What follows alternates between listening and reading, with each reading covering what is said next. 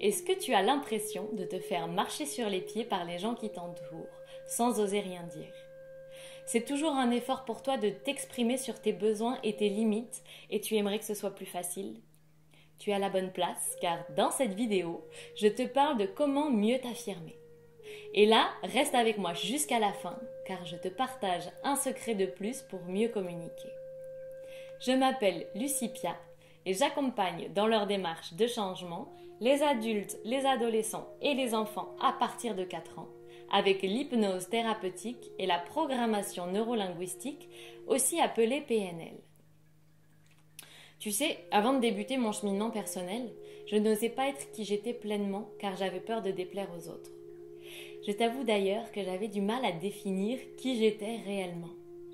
Et même aujourd'hui que j'ai grandement développé mon estime de moi et ma confiance, il arrive encore que ce soit un défi de dire ma vérité lorsque je sais qu'elle va provoquer des émotions désagréables chez les personnes que j'aime. Ce que je fais dans ce cas, c'est que je prends mon courage à 2 mains et je passe par-dessus cette peur par respect pour moi-même et pour ma vérité. Pour avoir une bonne affirmation de soi, il est nécessaire de développer plusieurs éléments. Premièrement, il est important d'avoir une perception de toi claire, c'est-à-dire savoir te définir. Quel rôle as-tu dans cette société? Est-ce que tu es homme, femme, parent, enfant, employé, entrepreneur? Comment est-ce que tu te définis profondément en dehors de ces rôles? Quelles sont les qualités et les défauts qui te caractérisent? Qu'est-ce qui te fait vibrer dans cette vie ou que tu détestes? Quelles sont tes peurs profondes, tes rêves? Quelle est ton histoire? As-tu la sensation de porter une essence profonde, un soi plus grand que ta personnalité? Qu'est-ce qui donne sens à ta vie? Autant de questions qui te permettent de savoir qui tu es. Une fois que tu sais qui tu es, et bien sûr tous ces éléments évoluent au fil du temps et de ton chemin d'individuation, tu peux déployer l'estime de toi.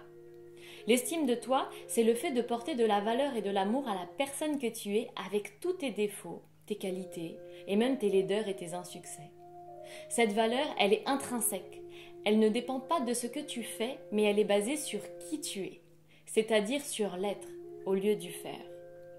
Quand tu t'estimes suffisamment digne de valeur et d'amour pour ce que tu es au plus profond de toi, c'est alors plus facile de trouver le courage de passer par-dessus tes peurs pour entrer dans l'action. C'est en agissant que la confiance en toi se développe. Cette confiance consiste à croire en ta capacité à y réussir ce que tu entreprends et à savoir que tu peux te relever et apprendre en cas d'échec. Et c'est à partir de cette base solide de connaissance de toi, d'estime de toi-même et de confiance en toi que ça va naturellement être plus facile de t'affirmer et d'avoir le courage, par amour pour toi, de passer par-dessus tes peurs. Bien entendu, ces processus se développent toute la vie et ils peuvent s'améliorer parallèlement les uns aux autres. Il existe des outils qui permettent un mieux-être dans chacune de ces étapes. Et si tu te sens perdu ou démuni face à ce chemin, il peut être utile de te faire accompagner de façon thérapeutique par exemple. Alors en résumé, une perception de toi claire permet de développer une solide estime de toi. À partir de cette estime, ta confiance en toi peut se déployer et alors tu seras capable de mieux t'affirmer. Et comme promis, voici mon secret pour mieux t'affirmer. Parler au je. Par exemple, tu es dans la situation où tu racontes ta journée à ton conjoint au moment du repas et il ne te répond pas. Utilise alors une phrase du type « Lorsque tu ne réponds pas à ce que je te dis, je me sens en colère car j'ai besoin d'être entendu. Pourrais-tu me confirmer que tu m'as entendu lorsque je te parle ?» Avec cette phrase, tu cites les faits. Lorsque tu ne réponds pas à ce que je te dis. Ensuite, tu parles de ton émotion et de ton besoin. Je me sens en colère car j'ai besoin d'être entendu. Et tu fais une demande claire. Pourrais-tu me confirmer que tu m'as entendu lorsque je te parle?